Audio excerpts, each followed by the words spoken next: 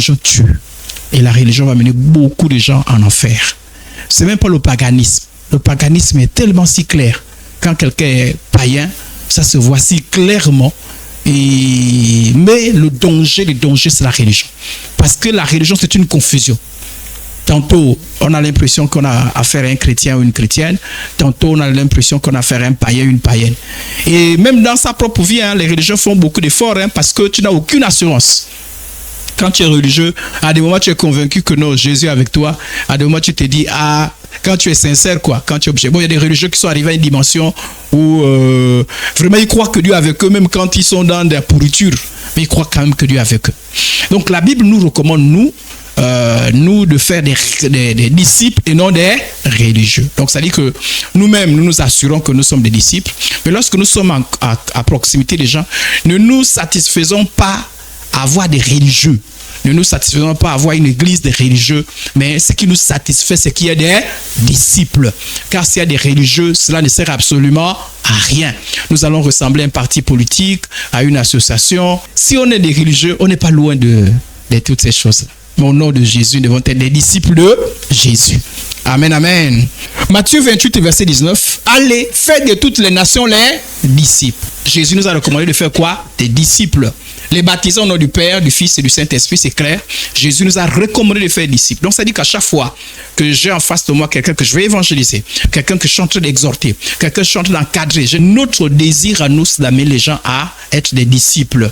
Toutes les personnes qu'on encadre, que ce soit dans le cadre familial, que ce soit à l'église, toutes les personnes qu'on encadre au nom du Seigneur Jésus, l'objectif c'est faire des disciples et faire attention parce qu'il y a le risque de faire des gens des religieux. Alors, premier cas de figure, voilà un monsieur qui peut représenter tout le monde. Ce monsieur fait face à beaucoup de difficultés. Il peut faire face à la malédiction, peut faire face à la maladie, à la pauvreté, peut faire face à des démons, à la méchanceté, dans la méchanceté, à la sorcellerie, peut faire face à la méchanceté des hommes. Cette diapo, la question c'est, quel est le principal problème de l'homme?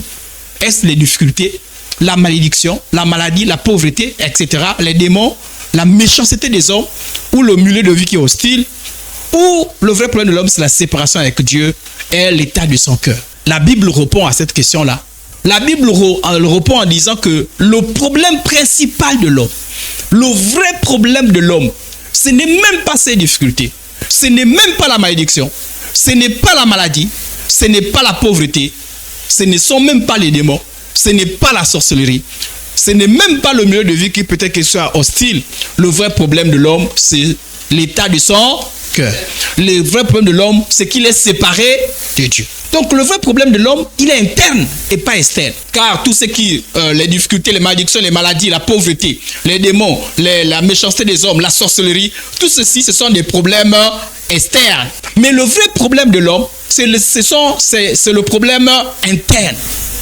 C'est le problème interne. Donc, la question c'est, quel est le principal problème de l'homme? Le principal problème de l'homme, c'est qu'il est séparé de Dieu.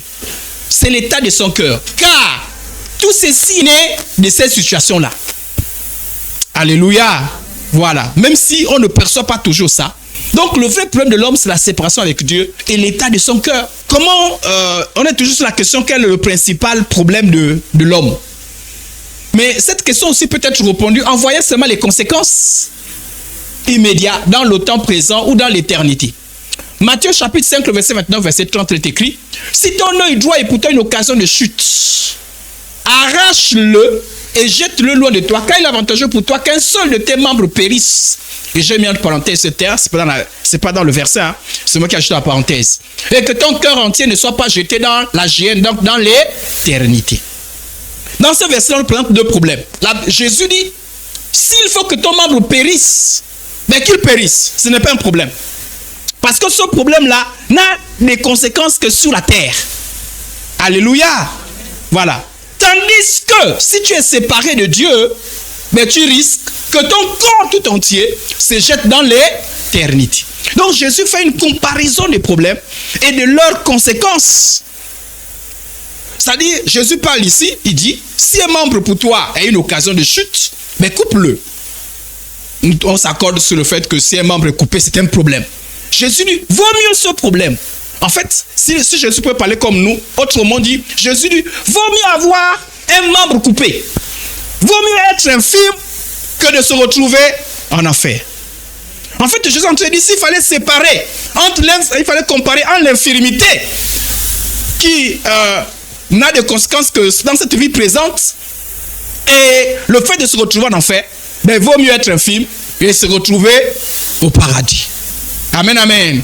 Bon, mais ça peut être scandaleux parfois, hein? Mais c'est ce que Jésus dit, en français facile. Voilà pourquoi il dit, si ton œil est pour toi une occasion de chute, bah, arrache-le. Mieux tu as des problèmes au niveau des yeux et que tu te retrouves quand même au paradis.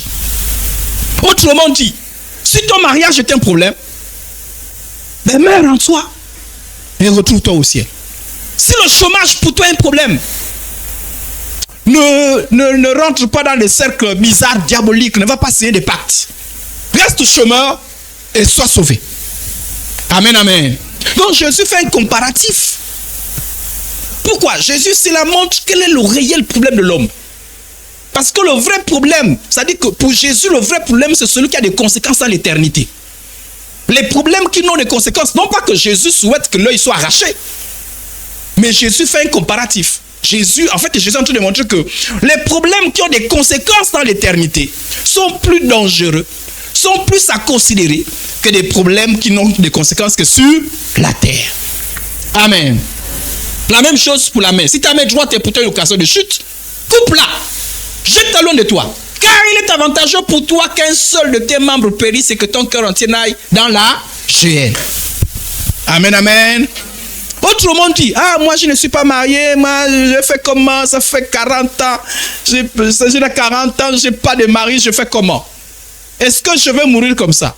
Mais si Jésus est en face, Jésus dit oui. Si pour entrer au ciel, il faut que tu restes comme ça, mais reste comme ça. Au niveau des hommes, c'est un peu scandaleux. Hein? Amen, amen. Voilà. Mais j'ai pas. Donc, vous voulez dire que. Donc, non, je préfère faire comme les autres, aller chercher un petit copain. Jésus dit non, chasteté. Mais chasteté, donc, oui, Jésus, vaut mieux que tu restes comme ça, afin que tu sois sauvé, que de connaître quelqu'un et de se retrouver en enfer. Amen, amen. Pour Jésus, les problèmes, c'est-à-dire que ces problèmes externes-là, sont secondaires par rapport au vrai problème. Quand Jésus parle, Jésus voit d'abord le vrai problème de l'homme. Non pas qu'il néglige, mais pour Jésus, les autres problèmes sont secondaires et sont passagers. Tandis que le vrai problème a des conséquences dans l'éternité. Et Jésus est préoccupé par l'éternité. Nous aussi, soyons préoccupés par l'éternité. Dans nos conseils, dans notre approche, dans notre manière de parler, il ne faut pas que nous soyons de ceux-là qui amènent les gens à compromettre leur éternité par rapport à la réalité présente. Amen. Voilà. S'il faut que tu restes comme ça pour que tu sois sauvé, ben reste comme ça. Mais c'est la vraie vérité. Au lieu de brûler, au lieu de forniquer et se retrouver en enfer. C'est la vérité. Luc chapitre 16, verset 22. Voilà un monsieur qui avait un problème externe.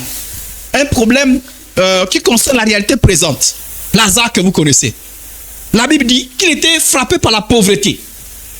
Mais dans sa pauvreté, il n'a pas compromis son âme. Il n'a pas fait de sa pauvreté un prétexte. Un prétexte pour trahir Dieu. Dans sa pauvreté, il est resté fidèle à Dieu. Et lorsqu'il est mort, il a été transporté par les anges dans le sein d'Abraham. On dit qu'il a été consolé. Il a été récompensé, béni. Tandis que le riche, qui apparemment avait résolu le problème de pauvreté sur la terre, mais au nom de sa situation bien heureuse, a compromis son éternité, s'est retrouvé en enfer. Il est écrit, ce texte on le connaît déjà parce qu'on le recite très souvent ici. Si c'est dans cette vie seulement que nous espérons en Christ, nous sommes les plus malheureux de tous les hommes. C'est-à-dire que lorsque nous approchons de Jésus, si nous approchons de Jésus que par rapport aux difficultés, aux malédictions, aux maladies, à la pauvreté, aux démons, à la sorcellerie, Jésus dit, nous sommes les plus malheureux. L'évangile apporte des solutions aux difficultés présentes des hommes. Oui, l'évangile dit que Jésus guérit. L'évangile dit que Jésus bénit. L'évangile dit que Jésus peut enrichir quelqu'un. C'est possible. Alléluia. L'évangile dit que Jésus délivre la sorcellerie. L'évangile dit toutes ces choses. Toutefois, l'évangile L'évangile qui ne prend en compte que les problèmes externes favorise la fabrique des religieux. C'est-à-dire que l'évangile qui n'est là seulement pour dire guérison, délivrance, enfant, mariage, travail, rien que ça fabrique des religieux. Parce que ce n'est pas des disciples. L'évangile qui ne prend pas en compte le vrai problème de l'homme, qu'il est séparé de Dieu. Voilà pourquoi, je vous dis à l'époque, je ne comprenais pas comment quelqu'un peut aller faire un pacte et venir prêcher au nom de Jésus. Puis je me disais, mais attends, mais il prêche quand même au nom de Jésus, non? C'est-à-dire que, parce qu'on fait un pacte, tu t'associes à Satan, au démon. Et je me disais, mais comment les démons peuvent aider quelqu'un à prêcher l'évangile? Et je me rends compte que c'est le faux évangile. C'est l'évangile qui ne sauve pas. C'est-à-dire, c'est aux yeux des religieux que ça semble être le vrai évangile. Ou aux yeux des ignorants. C'est l'évangile qui te dit seulement guérison, délivrance. C'est formidable, hein, avec les démonstrations. Les infirmes marchent, guérison. J'ai frère et soeur en Christ, j'étais là, je ne travaillais pas, on a prié pour moi, j'ai travaillé. J'avais pas d'enfants, on a prié, j'ai eu les enfants. Mais si on ne tient pas en compte l'état de ton cœur, si on ne tient pas en compte que tu es séparé de Dieu, cet évangile-là ne te sauve pas. Amen. Alléluia. Non pas que guérison, délivrance, c'est mauvais, hein? C'est pas ce que je suis en train de dire. Mais par rapport au salut, par rapport au vrai problème, c'est secondaire. Mais le fait évangile renverse les choses. Même encore camoufle le vrai problème. Alléluia. Le faux évangile ne parle même pas de ton salut. Voilà pourquoi, là où il y a le faux, les prophéties ne parlent jamais que là où tu es séparé de Dieu, il faut te repentir.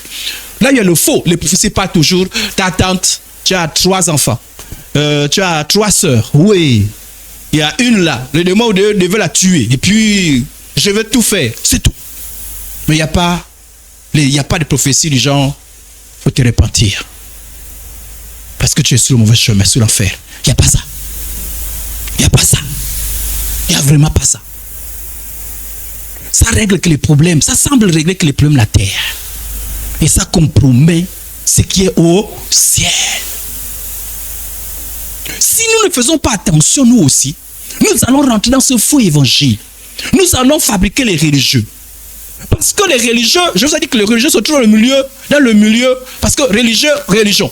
C'est-à-dire que si Jésus a dit, cherchez premièrement le royaume des cieux. Et ça, première, et les autres choses ensuite.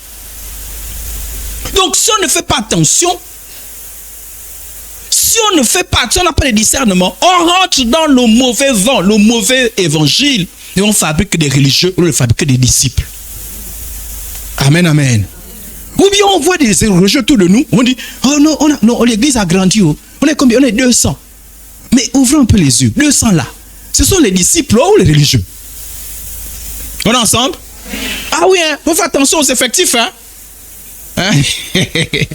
Est-ce que vous êtes combien? On est 200. On est 200.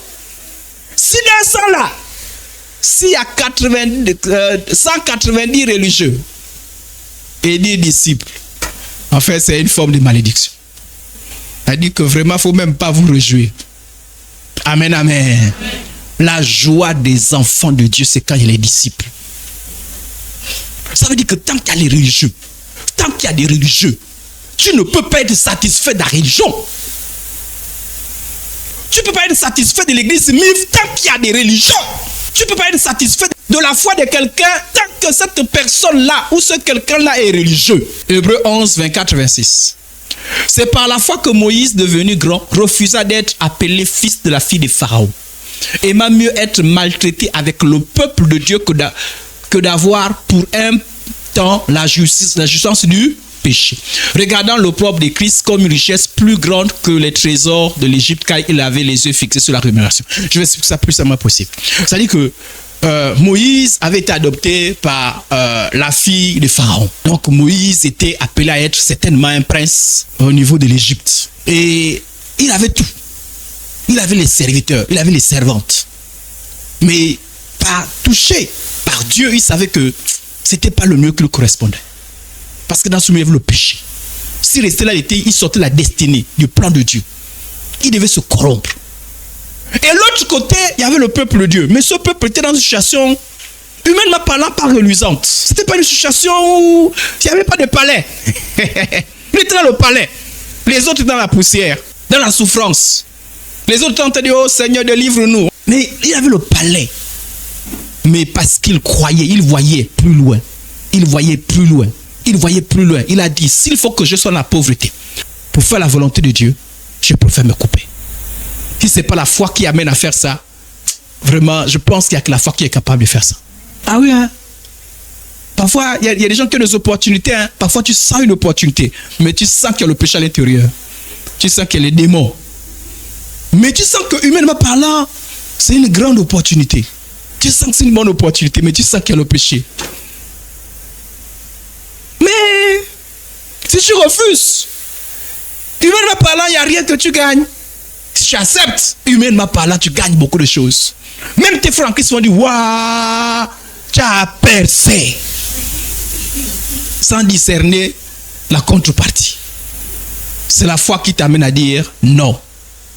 Mais tu vas perdre. Oui. Alléluia. Et les faux chrétiens disent, tu es ma boule. Il fallait seulement rentrer un peu. Après, tu demandes pardon. Le thème, c'est faites des disciples et non des religieux. Voilà l'évangéliste. Mais l'évangéliste, il est bien. Mais il n'est pas encore très éclairé. Mais c'est quand même un évangéliste. Et le but de l'enseignement, c'est de nous aider à être des vrais évangélistes, des vrais responsables. Ça dit qu'on est obéissant à l'œuvre de Dieu, on évangélise, on exhorte. Voilà la manière d'évangéliser. Hein. On va regarder ça ensemble, hein, et puis on va dire c'est bon ou c'est pas bon. Hein. Et puis il voit quelqu'un qui est là dans ses soucis. Et la personne lui dit, j'ai trop de problèmes. Pas de travail, malade, célibataire, la sorcellerie. Je cherche une solution. Quand on évangélise, on aime les gens comme ça là. Parce qu'ils ont tellement les problèmes. Parce qu'on a envie de leur parler de notre Jésus. Mais attention, on lui parle de Jésus comment? Maintenant, regardez un peu la réponse de celui-là.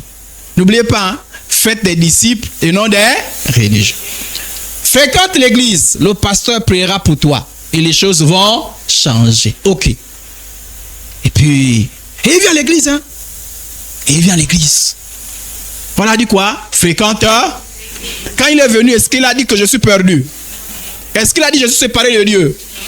Est-ce qu'il est conscient du problème qui est dans son cœur? Vous voyez que j'ai mis le cœur noir, non? C'est pour dire que son cœur est noir. Qui change le cœur là? Qui change le cœur? Jésus. Mais lui n'a pas conscience. La plupart des païens n'ont pas conscience du problème, le problème spirituel, le problème de fond. N'oubliez pas ça. La plupart des gens qui viennent à l'église n'ont pas conscience de l'état de leur cœur. Ils ont conscience de tout ce qui est extérieur. Ils ont conscience de la maladie. Ils ont conscience des démons qui les poursuivent. Ils ont conscience du célibat. Ils ont conscience du problème qu'ils ont. Mais ils n'ont pas conscience de l'état de leur cœur. Et c'est comme ça qu'ils se présentent toujours à nous. Même quand on fait les entretiens. Hein? Parfois, c'était ça honnête. Hein? Je suis venu parce que les étudiants me poursuivaient trop. Et puis, il m'a conseillé que parle pas à l'église. C'est pas mauvais. Mais il est venu, ou elle est venue parce que les démons lui poursuivaient. Il ou elle est venu parce qu'elle a la maladie, parce qu'elle a le célibat. On a dit, je connais quelqu'un qui a dit, on m'a dit pas à l'église parce que les gens qui partent à l'église se marient vite. Eux, ils pensent là-bas qu'à l'église, on se marie vite. Pas à l'église. Donc la personne vient pour des besoins externes, mais oublie le vrai problème. Mais nous aussi, voilà pourquoi nous, on doit faire des disciples, non des religieux. Quand quelqu'un n'a pas conscience de son problème, en fait, c'est ça mon enseignement, c'est à nous de le révéler son vrai problème. On n'ignore pas le problème qu'il a posé, mais on l'amène doucement. Je vais vous montrer tout à l'heure l'exemple de Jésus. Jésus a fait ça. Parce que Jésus a fait ça. Donc, quand on fait attention, on commet souvent des erreurs. Parce que mon désir, c'est qu'on soit des vrais responsables, des vrais évangélistes. Lui est rentré dans les problèmes externes. Il a parlé par rapport aux problèmes externes. Il a dit quoi? Il a dit, va à l'église. Bonne chose, non? N'oubliez pas que le religieux va à l'église, non? Donc il a dit, va à l'église. Le pasteur priera pour toi. Est-ce qu'on ne prie pas pour les religieux? Et les choses vont changer. Quelles sont ces choses-là? Il dit, non, tu vas à l'église, tu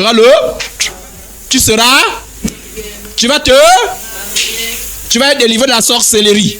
Et tu vas trouver une solution. Ou bien plusieurs solutions. est-ce qu'il a parlé du vrai problème? Et voilà quelqu'un qui vient à l'église. Cette personne à l'église en cherchant la solution à ses...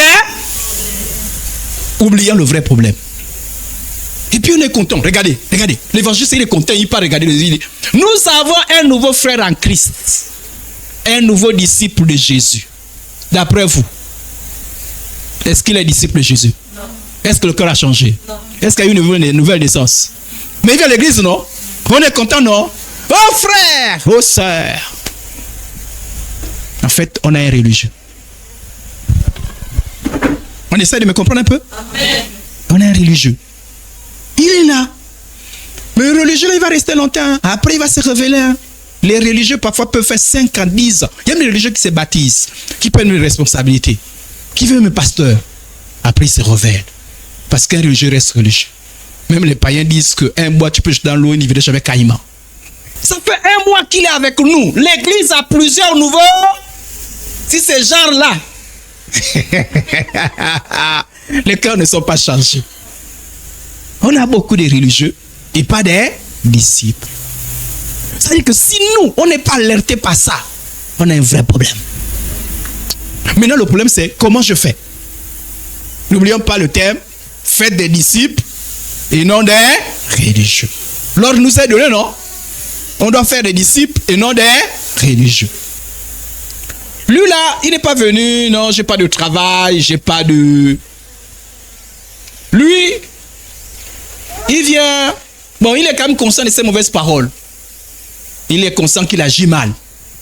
Non, mais j'ai tapé ma femme, j'ai tapé coup de tête. Vraiment, j'ai bu, vraiment. Depuis avant-hier, je suis rentré au bar, je me souviens que ce matin-là. Il y en a d'autres. C'est pas tant les mauvaises choses. Il y en a d'autres. Il y en a d'autres qui arrivent. Non, moi je suis ça. Vous me voyez là. Il a toujours le mauvais cœur, non? Mais lui se vante de ses bonnes paroles, de ses bonnes actions, de son bon comportement, pour ne pas, comme ma fille a dit, de ses bonnes œuvres. Que dit la Bible là-dessus? Et lui, il se vante parce que lui, il estime qu'il a fait des efforts pour changer sa vie. Il y en a l'autre, il est conscient. Vraiment, il y a en fait, il y a 2 cas de figure là.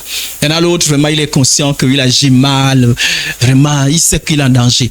Mais en même temps, il dit, il va faire des efforts. Il entend la parole de Dieu. Tu le dis. Et puis quand on l'évangélise, on dit quoi? Mon frère, va arrêter avec la boisson. Arrête avec la fornication. Arrête avec la cigarette. Et il est conscient. Et qu'est-ce qu'il vous promet? Il dit non, je vais changer.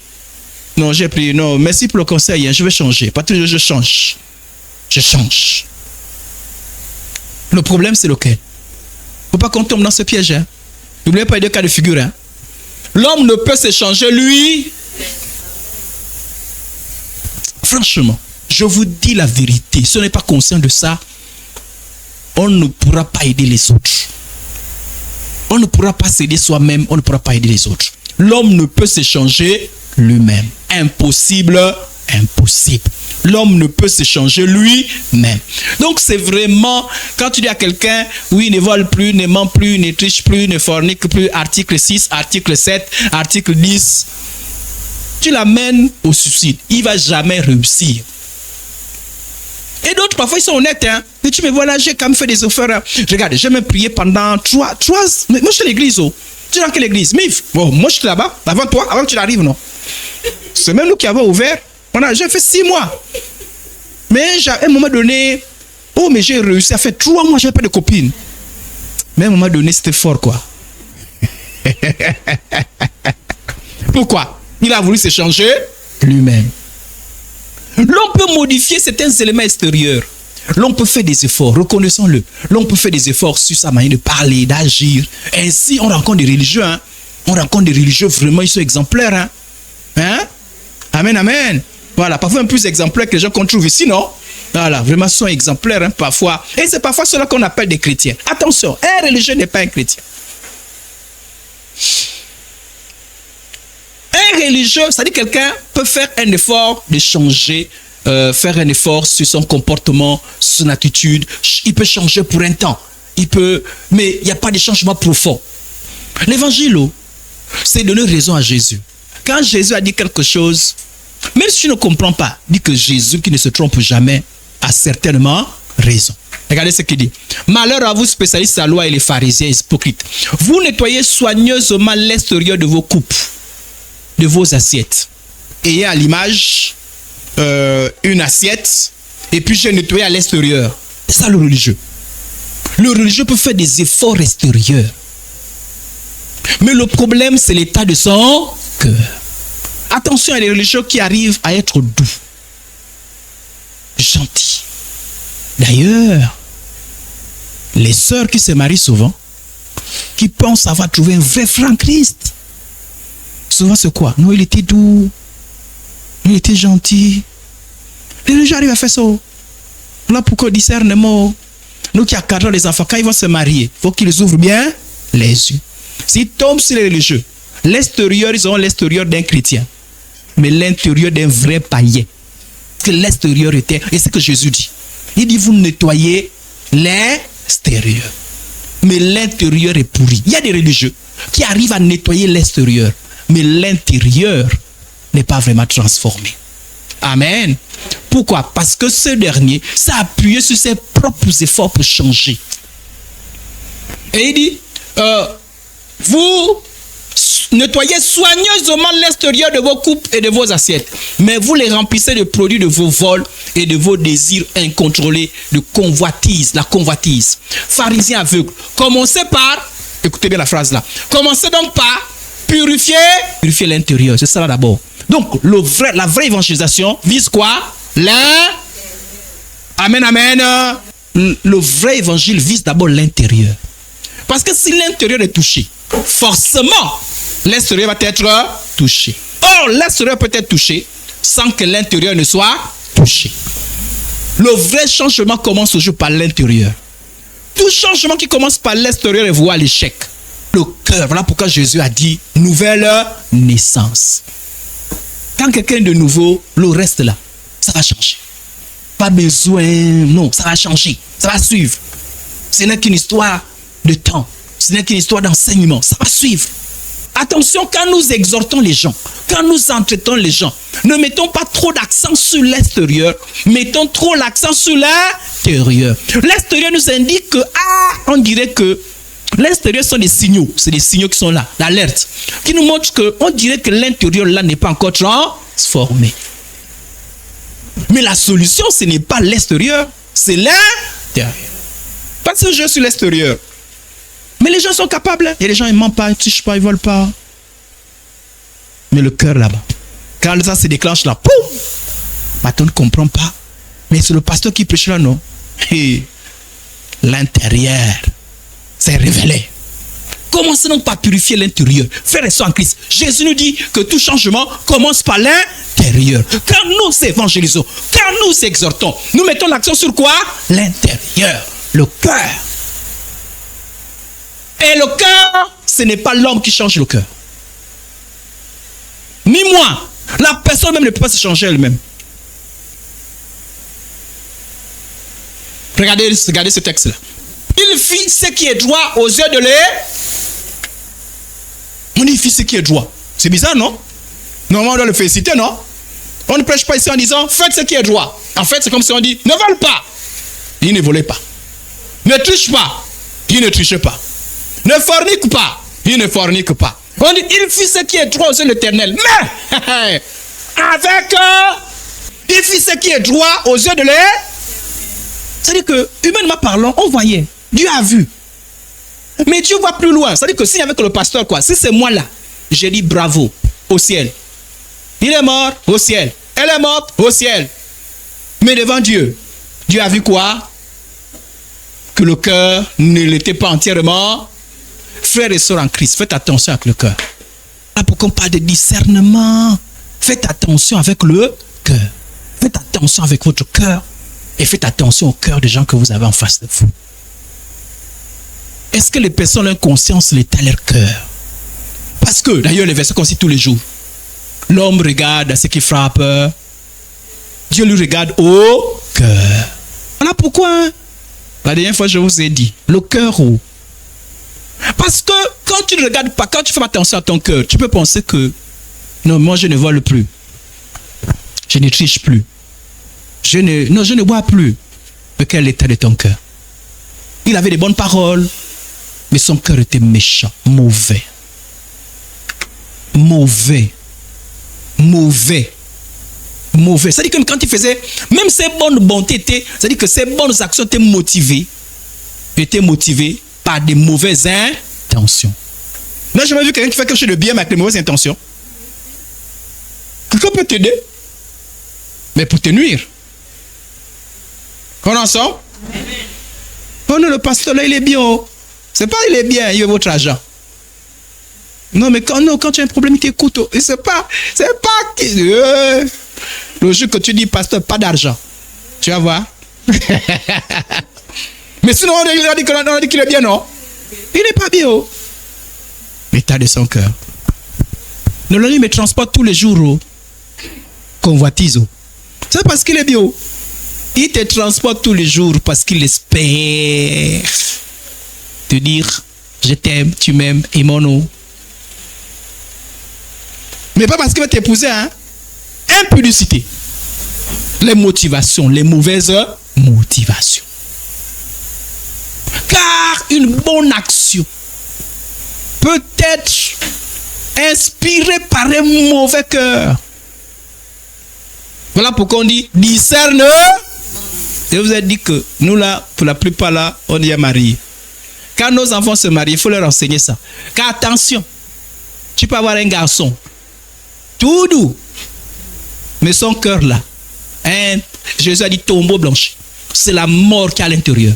Tu peux avoir une demoiselle, waouh, mais son cœur là, c'est la pourriture. Ça va se révéler. Et ça, après, les gens pleurent. Kawe. Mais la Bible, je ne veux pas m'éloigner de mon thème. Faites des disciples, non des religieux. C'est-à-dire que quand on évangélise quelqu'un, quand on exhorte quelqu'un, allons-y sous le cœur. Ne regardons pas. Non, ça fait. Non, j'ai entendu, j'ai appris à l'église qu'on ne fornique pas. Non, ça fait 5 mois que je ne fornique pas. 5 mois. Et toi, sans comprendre, tu dis, ah ouais, non. Pasteur, 5 mois, hein, c'est pas de n'importe qui. Hein. Un religieux peut faire 5 mois. Même 1 an. Il y a même certains qui ont fait 10 ans. On raconte l'histoire de ce jeune homme-là, il a aimé une sœur en Christ. Sœur en Christ a dit, moi je n'épouse pas les païens, j'épouse que les chrétiens. Il a dit, moi je deviens chrétien. Et il est devenu chrétien. Il s'est baptisé. Il est devenu responsable, collaborateur du pasteur. La sœur en Christ dit, mais je vais encore chercher où? C'est lui. Vive le marié! 1 mois, 2 mois, le frère Christ a commencé ces choses à lui. Frère, depuis quand il y a 2 femmes, hey, tu fais ce que tu veux. Et pas toi qui me commande. Si je veux 4 femmes, je prends 4 femmes. Quand moi je dis prépare, tu prépares. Tu ne pars pas à l'église. Mais tu m'as. Moi d'abord, la sœur est morte. Elle est morte où? Morte. Parce qu'elle n'a pas supporté. Elle est sortie. Une vraie sœur en Christ. Hein. Un vrai païen. Il voulait, parce que elle au moins l'avait dit, tu ne me touches pas avant le mariage. Donc il a dit, si c'est pour te toucher, s'il faut que j'aille dans ton église, je me baptise, je deviens tout, moi j'ai envie de te toucher. Et il était rempli de la convoitise. Vous avez lu l'histoire de Amnon et Tamar, non? Amnon est tombé malade, non? Il a fait un plan, non? Pour avoir Tamar, non? Il y a des gens comme ça. Ils sont prêts à tout. Donc ça doit avoir le discernement. Ah, le zèle que je vois, le type là, est-ce que... Amen. Mon point, c'est qu'attention à nous laisser berner par l'extérieur. Le vrai problème de l'homme, c'est le cœur. Mais qui change ça? C'est Dieu. C'est Dieu, mon frère. C'est Dieu, ma soeur. Faisons des religieux. Faisons des disciples et non des religieux. 2 Timothée 3,5. Certes, il reste attaché aux pratiques extérieures de la religion. Il y a des gens, je vous dis la vérité, ils peuvent parler en langue. Ils peuvent être, quand on prie, fire, ils sont là, fire. Ils peuvent jeûner, ils peuvent faire des choses. Mais l'état de leur cœur n'est pas transformé. Il n'y a pas la nouvelle naissance. C'est la Bible qui parle. Est-ce que c'est moi? On peut pas dire le pasteur il abuse quand même. Dans quel verset? Lisons ensemble la référence. Si quelqu'un a la Bible, il peut vérifier le pasteur, il embête comme trop les gens. Ça, c'est depuis quand? Depuis quand quelqu'un, si quelqu'un évangélise, c'est que c'est un vrai chrétien? Comment il peut dire que non, il peut pas être un vrai chrétien? C'est pas moi, c'est que dans la Bible. Sœur, vérifie, vérifie. Au moins, tu rends un témoignage que non, j'avais vérifié, c'est pas lui. 2 Timothée 3,5. Ayant la... Tout le monde connaît ce qu'on appelle l'apparence, non? Ce qui apparaît, non? Ayant l'apparence de la piété. Mais continue. Mais régnant ceux qui ont fait la force. Reniant ce qui en fait là, ce qui est essentiel, ce qui est primordial, le vrai problème. Camoufle ça. Je vous dis la vérité. Voilà pourquoi quand vous avez un pasteur, quand vous avez une soeur en Christ, un frère en Christ, quand vous avez un mari, quand vous avez une femme qui veut vous aider à aller vers ce qui est essentiel, rendez gloire au Seigneur. Alléluia. La personne a fait du bien. Mais la personne qui seulement sur ce qui est extérieur, soit la personne ignorante, soit la personne te trompe. La vie chrétienne, un disciple, c'est quelqu'un qui est attaché à ce qui fait la force, à ce qui est essentiel. Galates 6,15, écoutez bien. Car ce n'est rien que d'être circoncis ou incirconcis. Ce qui est quelque chose, c'est d'être quoi? Une nouvelle créature. Et quand on parle de nouvelle créature, on parle de changement de quoi? De cœur. Et le problème religieux, c'est que son cœur n'est pas changé. Chez nous, le débat, c'est quoi? Tu es baptisé. Tu as quel titre? Tu es diacre, tu es diaconesse, tu es ancien, tu es responsable, tu chantes, tu prêches. C'est ça qui est important. La Bible dit, tout cela, ça ne sert à rien. Ce qui est important, c'est quoi? Être une nouvelle créature. Tu peux chanter, tu peux prêcher, tu peux prier en langue, tu peux faire des choses. Si ton cœur n'est pas transformé, mon frère, ma soeur,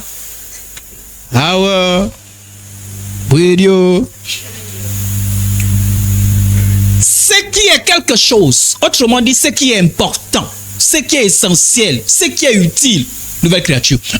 Et ça veut dire quoi? Nous aussi, au nom de Jésus, notre désir, ici à l'église, c'est de faire des disciples et non des religieux. Amener les gens vers ce qui est important. Si les gens ne sont pas de ce qui est important, nous sommes la religion. Religion mime. Une église qui ne sert absolument à rien. Mais nous devons faire des disciples. Et pour faire des disciples, il faut qu'on soit conscient. Toujours notre évangéliste. Il est zélé. Et il a besoin d'enseignement. Mais je pense qu'après l'enseignement, l'évangéliste va quand même changer. Donc, il a toujours, là, mais il a trouvé quelqu'un qui a un mauvais cœur. Il a un problème de cœur, il n'est pas né de nouveau. Et il dit, c'est l'évangile qui commence à parler. Donc, il le trouve. Certainement, il le connaissait bien avant. Arrête de fumer, de boire, de forniquer. Et fréquente l'église, toi aussi. Moi, je te parle, hein. Moi, je te parle là. Arrête de fumer. Arrête avec ta copine. Fréquente l'église. Et puis, waouh. Oui. Ma copine m'a refusé à cause du vin. Donc, il est conscient quand même du problème, non? Et à cause de ça, j'ai pris la décision d'arrêter et de venir avec elle à l'église. Et il revient toujours. Et le frère est là. Oh, le frère! Est-ce que son cœur est né de nouveau? Pas de nouvelle naissance. Mais il fait des efforts, hein. Et on dit, ça fait 4 mois. Et celui qui part toujours, hein. Et puis on le félicite. Frère, c'est comment? Non. Même réunion responsable, hein. Oh, mais comment va le frère Arthur? Oh, non, c'est un frère. Non, mais c'est un frère. Regardez, ça fait 4 mois. Je suis témoin. 4. Moi, je connaissais, il buvait. Ça fait 4 mois, il ne boit plus. Il ne fume plus. Oh. Jamais, même ses lèvres ont changé. Même les lèvres qui étaient façon, non, ça change. Et il s'est séparé avec sa copine. Et ça fait 4 mois qu'il fréquente l'église. Hein. Et il se baptise demain. Et il dit, je suis chrétien. Et puis on est là, alléluia, gloire au Seigneur, alléluia. Notre église grandit, on a eu un nouveau frère et une nouvelle sœur. Un frère religieux qui arrive, hein. C'est quoi l'évangile? Comprenez l'évangile. Parce qu'il y a quelqu'un, il y a l'église, ne boit plus, ne fume plus, c'est pas ça l'évangile. Oh. Maintenant, c'est quoi l'évangile? L'évangile, c'est quoi? Déjà, l'évangile vise principalement et prioritairement. L'évangile ne vise pas d'abord la maladie, ne vise pas d'abord la délivrance. Il faut qu'on prise la sorcellerie là. C'est bien, on prise la sorcellerie. L'évangile ne vise pas. Non, mais vraiment, il faut que. Non, l'évangile vise prioritairement parce que le cœur. Parce que tout le monde se connaît ce qu'on appelle le cœur, non? C'est le centre de quelque chose, non? Quand tu es au cœur de la maison, voilà, le cœur de quelque chose. Quand tu as touché le cœur, tu as tout touché. Voilà. Quand je voulais faire tomber le palmier, on disait attention au cœur. Est-ce qu'on a touché le cœur? Ben, c'est qu'on touche le cœur, le reste là, ça va suivre. Donc c'est le cœur, le cœur. L'évangile vise le cœur. Ce n'est pas d'abord le changement des paroles, le comportement. C'est d'abord le cœur. Ça peut être contradictoire, hein? On est ensemble? Ça peut être contradictoire, non? L'évangile, c'est pas d'abord ne bois pas, ne fume pas, ne arrête avec ta copine. Ça là, quelqu'un peut faire ça. Par état que la copine met ses masturbes, mais il a la pornographie, mais la convoitise. Il a arrêté quand même avec la copine. Et vous ne voyez pas la masturbation, vous ne voyez pas la convoitise, vous ne voyez pas la pornographie. C'est le cœur. Car si le cœur est changé. Vous n'avez pas vu Paul? Paul a dit quoi? Paul, je ne sais pas si j'ai mis le texte là. Il a dit qu'il était, par rapport à la loi, il était irréprochable. C'est-à-dire les 10 commandements. Il appliquait les 10 commandements. Mais quand il a rencontré Jésus, quand son cœur a été touché, il a compris, il a dit, ce qui était pour moi comme des gains, je regarde ça comme de la bouffe. Quand le cœur est touché, c'est là où, je vous dis, quand quelqu'un, le cœur est touché, c'est là où vous voyez une transformation totale. Une personne qui a le cœur touché, il n'y a pas besoin d'article 1, article 2, article 3. C'est la personne qui vous poursuit. Attends, est-ce qu'un chrétien peut boire? Non, un chrétien ne boit pas. Ah oui, oh, donc, hier, oh, monsieur responsable. C'est pas quelqu'un qui va faire le débat. Hein? Alors, pourquoi? Mais pourquoi on a dit, buvez un peu, buvez. Eh, Seigneur. Quand le cœur est transformé, on soupire après Dieu. Bref, souvent, on peut avoir des fébrilités parce qu'on est nouveau dans la foi. Mais notre cœur est rempli de Dieu. Le cœur, l'évangile vise le cœur. Attention à amener les gens à s'améliorer. L'évangile ne vise pas à amener les gens à ça. Voilà, je vais vous dire un secret pour connaître une église spirituelle et une église non spirituelle. Soit une église où on dit tous les jours, ne volez pas, ne trichez pas, ne mentez pas, ne critiquez pas, et ne vous bagarrez pas. Vraiment, tu es pasteur d'une telle église. Va prier d'abord. Et arrête avec tous tes autres messages. Reviens. Parce que l'église où on force les gens à agir correctement là, il y a un vrai problème. Une église spirituelle, c'est une église où il y a certainement des faiblesses. On encourage un peu, on se relève. Alléluia. Gloire au Seigneur. C'est une église où il y a certainement un peu l'ignorance. On apporte la parole et puis les gens sont là. Parfois ça bouge un peu, mais c'est pas grave. Ça touche un peu. Ah, mais c'est dur parce que la chair était là. Toi, tu as les paroles de la vie, Seigneur Jésus. Je te suis. Même ça me fait mal. L'évangile, c'est quoi? L'évangile, ça menait quelqu'un à prendre conscience de l'état de son cœur. On voit l'exemple de Jésus, parce que Jésus a bien fait ça. Hein? C'est-à-dire que quelqu'un peut venir à vous, vous parler de maladies. Je suis au chômage. Mais comment à partir de là, tu reviens à ce qui est essentiel? Parce que oui, c'est important. Oui, Jésus peut guérir. Mais tu trouves les mots, tu trouves la sagesse pour ramener la personne à d'abord la prise de conscience à l'état de son cœur. Oh, je vole beaucoup. Oui, tu voles. Mais c'est le cœur. Car c'est du cœur que viennent les mauvaises choses. Tu peux arrêter de voler, mais si ton cœur n'a pas changé, tu voleras encore. Tu vas dire que non, cette fois-ci, j'ai volé parce que j'avais rien à manger. Non, quand même, hein, vous voulez que je meure. Donc, prendre conscience de l'état de son cœur, de sa mauvaise situation devant Dieu. Reconnaître que pour que le cœur change, la solution c'est qui? Jésus. Alléluia. Et s'ouvrir à la puissance du Saint-Esprit pour le changement. L'évangile, c'est dire aux gens que venez, Jésus change les cœurs. C'est ça là le vrai évangile. Mais ouvre-toi à Dieu. Si tu es sincère, Jésus va changer ton cœur. C'est ça l'évangile. Appuie-toi sur Jésus. C'est pas change-toi. Appuie-toi. Ça ne veut pas dire est-ce que je deviens irresponsable. Et ça veut dire j'attends que Jésus vienne. Et puis tout d'un coup, poum. Puis je suis là. Oh frère, je suis en train de changer. Oh, je ne fume plus. Non. Non. Je prends mes engagements.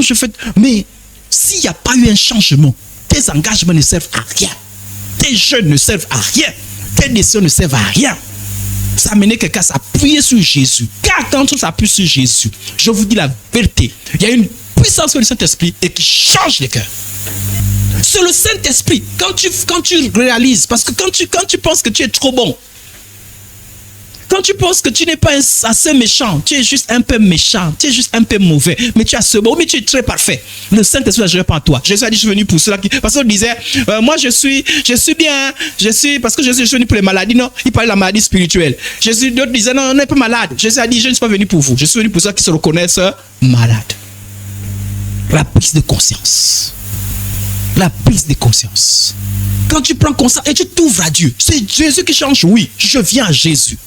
Je viens à Jésus. Jésus change-moi. Et c'est un miracle, hein, la transformation de cœur. C'est un miracle. C'est un miracle. Vous savez, nous qui avons les enfants, tu peux donner tous les articles du monde, mais si Jésus n'a pas changé le cœur, ça c'est vrai à rien. Donc tout là, c'est les amener vers Jésus, vers Jésus, vers Jésus, vers Jésus. Jésus qui change. Si Jésus a changé là, c'est fini. Mais si Jésus n'a pas changé là, tes articles ne servent à rien. Et quand quelqu'un prend conscience, regardez quand les gens qui ont pris conscience que seul Dieu change et qui veulent que Dieu leur change, regardez. Misérable que je... L'apôtre Paul, il a dit qu'il était irréprochable.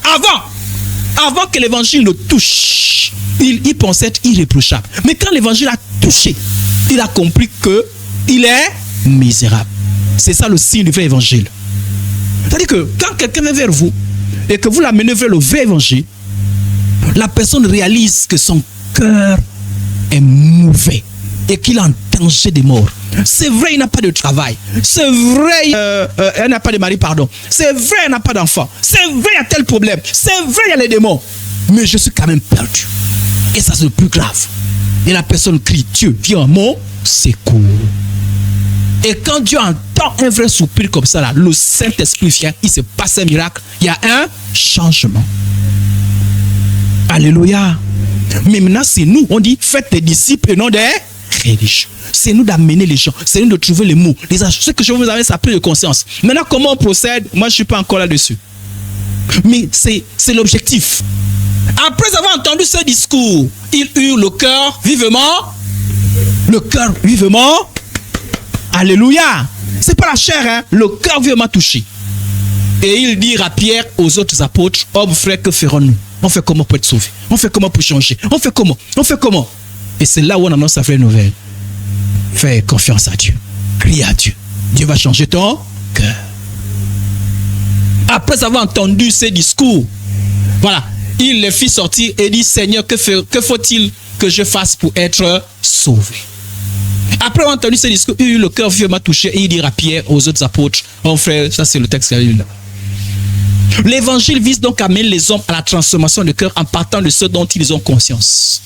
Ça veut dire que tu es venu, tu as conscience que tu es malade, tu as un mauvais comportement, tout ceci. Mais je te ramène peu à peu vers l'essentiel. Je les rassure que Dieu peut les guérir. Tu es venu parce que tu es malade, non? Oui. Dieu peut te guérir. Mais attention, tu as une autre maladie que tu n'as pas conscience. Si tu es seulement guéri là, tu iras en enfer. Si tu es seulement guéri là, tu es coupé de Dieu. Si tu es seulement guéri là, c'est éphémère. Mais il y a une autre maladie dans ton cœur connaît. Et cette maladie-là, tu as besoin du Saint-Esprit. Tu as besoin de transformation. Quand quelqu'un comprend ça, quand quelqu'un comprend ça, autant pour moi, le miracle se produit. Vous avez aidé quelqu'un. Mais si vous arrêtez seulement sa maladie, vous priez, travail spirituel, on est là. C'est comment? Non, on fait un travail spirituel. Il est malade, donc on va s'organiser, toutes les semaines on va prier. Et vous lui dites jamais qu'il a un vrai problème spirituel. Et puis, oh non, je sens l'état de ma santé s'améliore. Oh, gloire à Dieu, gloire à Dieu. Mais l'état de son cœur. Quel niveau?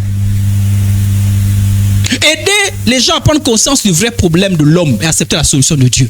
C'est ça notre rôle. Dans les entretiens, dans l'évangélisation.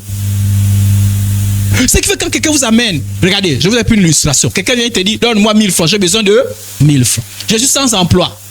Je veux 1000 francs. La personne veut quoi? Et toi, tu as conscience que 1000 francs, c'est pas ça son vrai problème. Son vrai problème, c'est effectivement le manque d'emploi. Et que donner 1000 francs ne va servir à rien. Je dis, je te donne les 1000 francs. Oui, je peux te donner les 1000 francs si tu veux. Mais j'ai mieux pour toi. Un travail bien payé. Moi, je crois que je suis disciple de Jésus, je prie pour toi. Dieu est capable de te guérir. Mais j'ai plus important. J'ai mieux que ça.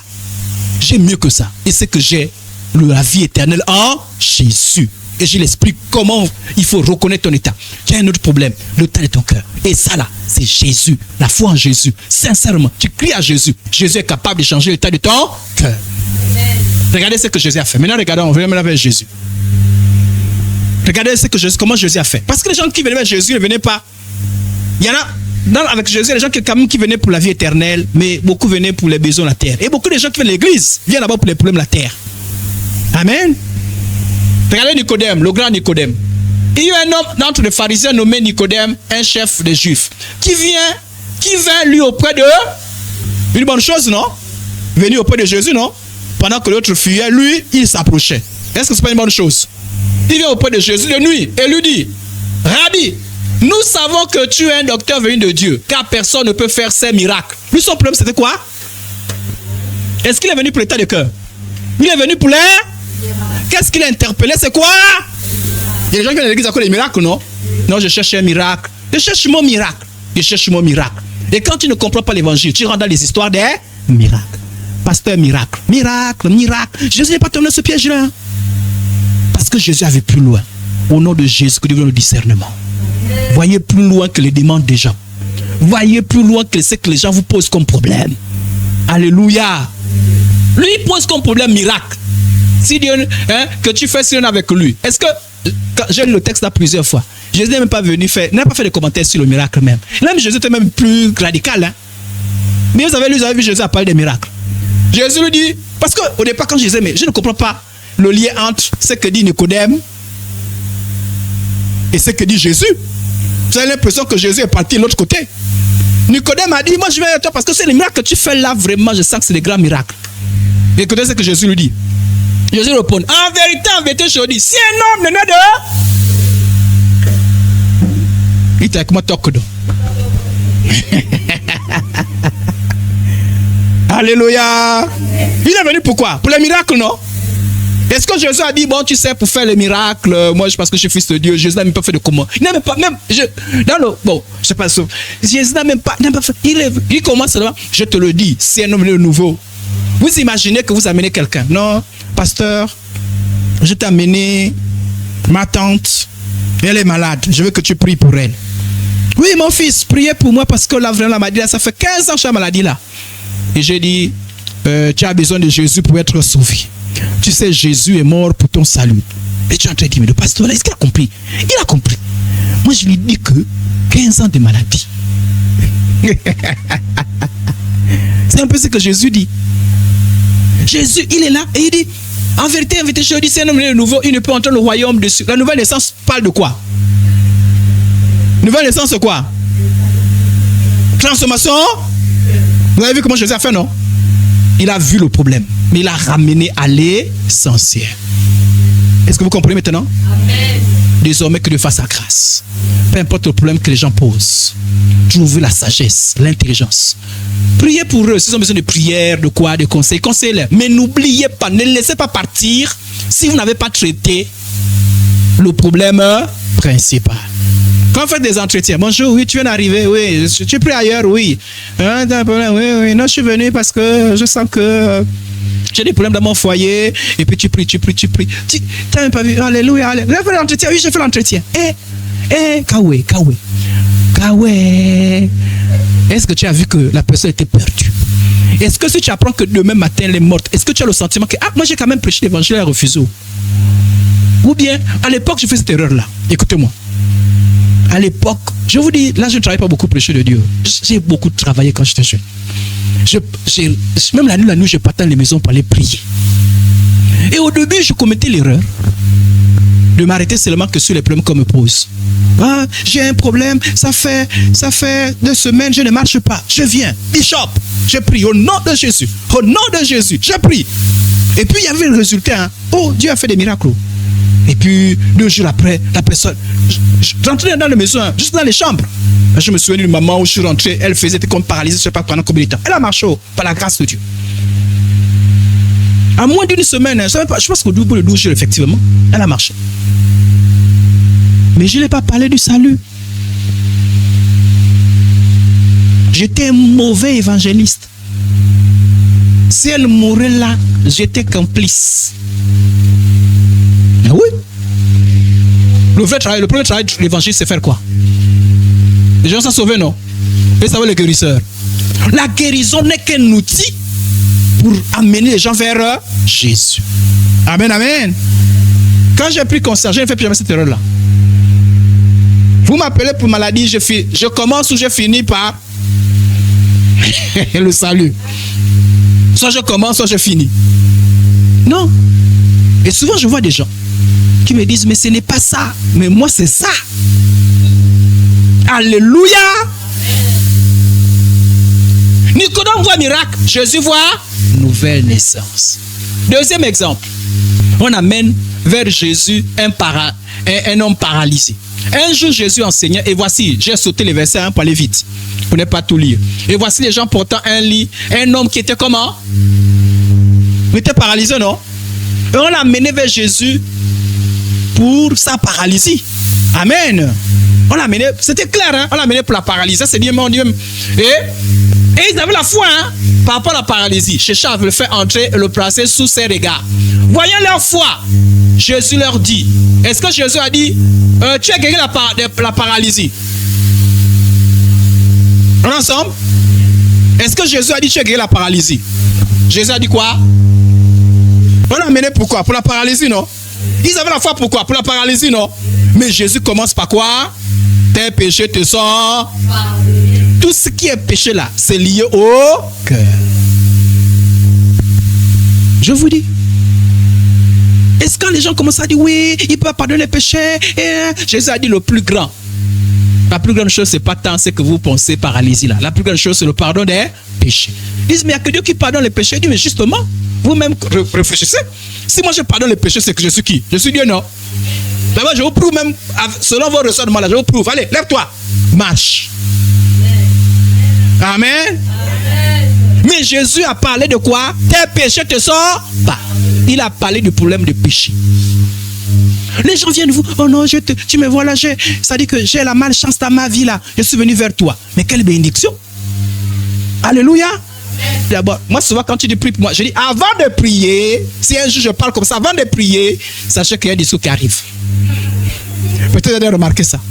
Frère, on va prier, mais avant de... Oh. Si c'est vous, dites au Seigneur, arrête-le, parce que la langue, c'est pas... Peut-être ça peut faire 1 minute, ça peut faire 10 heures. Donc tu fais ma virgule avant de prier par rapport à la malchance, Jésus. Alléluia. Et tu lui expliques l'évangile. Tu lui parles l'état de cœur. Amen, amen. Et parfois d'autres qui sont sauvés comme ça. Mais il n'est pas venu pour l'état de son. Il est venu pour autre chose. Mon cœur angoissé, j'ai besoin de la paix du cœur. Ok, mais avant de prier pour la paix du cœur, tu ramènes vers le vrai. Qui comprend?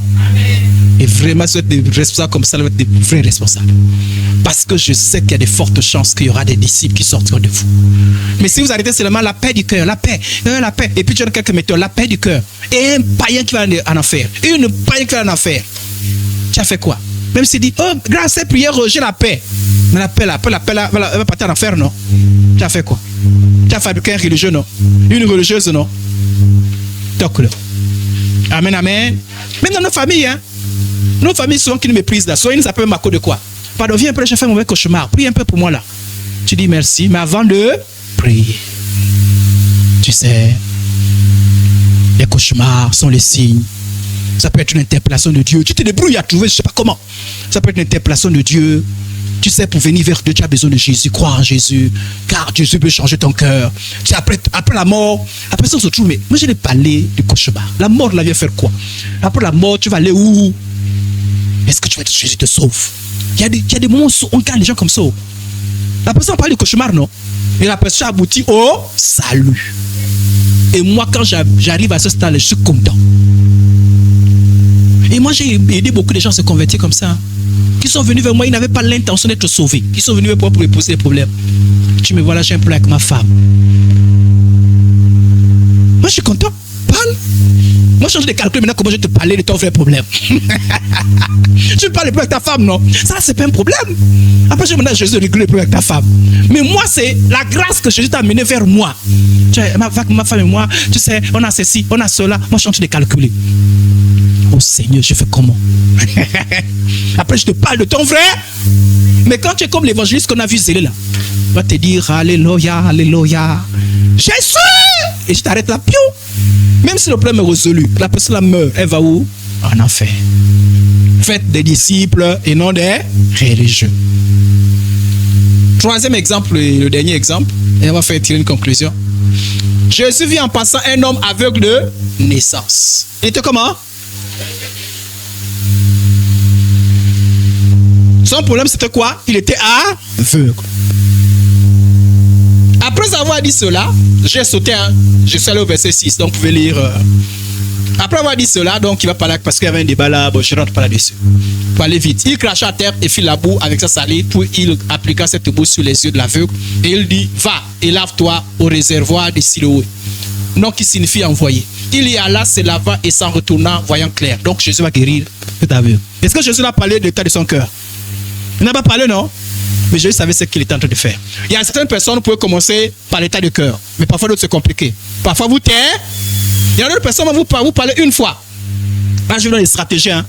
Vous parlez une fois, c'est pour garder le contact. Ah, ma femme et moi, tu sais, on va prier. Vous priez le même jour. Il y a des moments parfois vous priez pour son problème. D'accord? Mais dans votre cœur, vous priez les états de son cœur. C'est-à-dire, il faut calculer. Vous venez un deuxième jour, un troisième jour. Mais dans votre cœur, vous dites, il faut que je vous parle de Jésus. Et ce n'est qu'un jour, maintenant, vous revenez. C'est ce que Jésus a fait. Il a guéri. Mais Jésus n'est pas... Jésus savait que le problème de l'homme, ce n'est pas d'abord un problème des yeux. Car Jésus a dit que tu parles des problèmes des yeux et se retrouver au paradis. Par contre, tu peux bien voir et te retrouver en enfer. Donc, Jésus a guéri et puis il y a eu un débat. Est-ce que c'est vraiment Jésus qui t'a guéri? Oh, mais est-ce que c'est... Comment il peut guérir le jour du sabbat? Donc, je vous enlève ce débat. Donc, je vais au verset d'Matthieu 35. Jésus a appris qu'il l'avait chassé. Et l'ayant rencontré, parce que la chasse, on a dit, mais comment il peut guérir le jour du sabbat? C'était les Juifs attachés à la loi de Moïse. Donc, ils avaient un problème avec Jésus. Donc, comme le jeune homme était guéri par Jésus, ils ont chassé le jeune homme. Et le jeune homme va aller chercher Jésus. Et l'ayant rencontré, il lui dit, crois-tu au Fils de Dieu? Jésus a encore parlé des yeux. Il est revenu vers le problème essentiel. Crois-tu au Fils? Voyez. Et il répondit, et qui est-il, Seigneur, afin que je croie en lui? Jésus lui dit, tu l'as vu. Lui dit Jésus. Et celui qui te parle, c'est lui. Et il dit, je crois. Seigneur, il se prosterna devant lui. Vous comprenez un peu? Les gens viennent avec d'autres problèmes. Vous voyez le problème essentiel. Mais si vous ne voyez pas les problèmes, le vrai problème des hommes, vous allez rester une église. Vous, et les malades, les délivrances, c'est pas mauvais. Est-ce que je ne l'ai pas guéri? C'est bien, non? Mais vous allez vous arrêter là. Guérison, alléluia, témoignage 1, témoignage 2, témoignage 3. Et vous avez les religieux, l'église grandit. Oh non, non, dans ma famille, oh, beaucoup de gens, oh, ils viennent à l'église, oh, dans ma famille, oh. Est-ce que leur cœur est transformé? Les miracles n'ont qu'un seul but, attirer l'attention vers le vrai besoin de l'homme, la réconciliation avec Dieu, la transformation de cœur. Les hommes viennent très souvent vers Dieu pour des besoins extérieurs qu'ils estiment parfois être plus importants. Vous savez, les gens, c'est-à-dire que quand ils pensent qu'ils sont malades, là, la maladie est plus importante. Ils ne voient pas le salut. Mais c'est à vous de les amener vers ce qui est essentiel. Parfois plus important, mais c'est à nous de les orienter comme Jésus vers le plus essentiel. On fait comment? Comme qui? Comme qui? Jésus commence avec l'eau, il termine avec l'eau de vie. Alléluia. Oh l'eau, donne-moi l'eau, femme samaritaine. Regardez tout ce que Jésus a fait. Il commençait toujours par des choses comme ça et il terminait vers ce qui est essentiel. Sois comme Jésus. Sois comme Jésus. Sois comme Jésus. Amen. Amen. Je me réjouis à cette heure. Écoutez ce que l'apôtre Paul dit. Je me réjouis à cette heure, non pas de ce que vous êtes attristé, mais de ce que votre tristesse vous a porté à la repentance. Donc Dieu parfois peut faire des choses. Et voilà pourquoi il faut qu'on soit des évangélistes, des responsables ou des frères, des sœurs aguerris. Parfois, Dieu peut amener les gens à cause des maladies, des malédictions, mais c'est à nous de les orienter vers Jésus, vers ce qui est essentiel. Mais si tu es comme notre évangéliste là, tu vas rester dans la religion. Jean 6, 26, 27. Jésus leur répondit, regardez bien. En vérité, je vous le dis. Vous me cherchez non parce que vous avez vu les miracles, mais parce que vous avez mangé des pains et que vous avez été rassasiés. Donc voilà, Jésus fait un miracle de pain. Il a fait le miracle pourquoi? Pour amener vers l'essentiel. Mais il se rend compte que les gens restent dans ce qui est superficiel. Ils voulaient manger encore. Ils n'ont pas compris le sens du miracle. Les miracles, c'est pour amener les gens vers Jésus. Un endroit où on fait les miracles sans amener les gens vers le salut, c'est une secte. C'est démoniaque. Alléluia. À un moment donné, quand tu es à une église, quand tu sens que les gens sont trop attachés au pain, arrête-toi d'abord. Sinon, tu auras les mangeurs de pain qui vont se retrouver en enfer. Dis-leur que ce n'est pas le pain là. Et c'est ce que Jésus a dit. Jésus s'est arrêté où? Jésus, il avait beaucoup les membres, il s'est arrêté. Il a dit, travaillez non pour la nourriture qui périt. Il dit, le vrai pain, ce n'est pas le pain que vous achetez partout là. Le vrai pain, mais pour celles qui subsistent pour la vie et... Quand vous avez les gens, oh, guérison, délivrance, c'est pas mauvais, prier pour ça. Mais au moment donné, quand les gens sont trop attachés à ça, arrêtez là-bas pour dire, voilà, c'est quoi? L'église là-bas, pas pour ça. Les gens n'aiment pas trop ça. Mais c'est la vérité. Et Jésus a dit ça parce que les soeurs pour le pain. Ils ont vu que Jésus peut multiplier le pain. Comme les gens ils savent que Jésus peut guérir, et ils viennent seulement pour la guérison. Jésus peut délivrer, ils sont pour la délivrance. Mais Jésus a plus que ça. Et c'est le rôle du pasteur. Et c'est votre rôle aussi à vous. Alléluia. Voilà pourquoi les chanteurs ne chantaient pas seulement que le pain. Tu te marierais, tu seras guéri. Chantez-nous aussi les choses essentielles. Amen. Il s'est arrêté, il a dit. Ils sont venus pour le pain. Jésus dit, votre histoire de pain là, moi je vous propose la vie éternelle. Et dans une église, quand vous parlez comme ça, il y a d'autres qui partent. Avec Jésus, ils sont partis. Parce qu'ils sont venus effectivement pour l'eau. Alors en conclusion, ne soyez pas embêtés lorsque vous parlez de ce qui est essentiel et les gens repartent. Il n'y a pas de problème. Vous êtes quittes. Vous ne serez pas jugés pour ça. L'essentiel, c'est que les gens ont compris le vrai évangile. Dieu vous bénisse au nom de Jésus. Amen, amen. Amen. Dites avec moi, Seigneur Jésus, aide-moi à faire des disciples et non des religieux. Donne-moi le discernement. Au nom de Jésus. Seigneur Jésus, transforme mon cœur. Je veux être un véritable disciple et non un religieux. Merci Jésus. Amen. Que Dieu vous aide quand vous serez en contact avec les gens. Discernez. Vous discernez que dans sa religion. Que Dieu donne la sagesse, la stratégie. Ne soyez pas... Il y a des moments où on peut être direct, il y a des moments où on peut aller doucement. Vous voyez? Mais vous avez un objectif. Que Dieu vous donne, que ce soit du Saint-Esprit au nom de Jésus.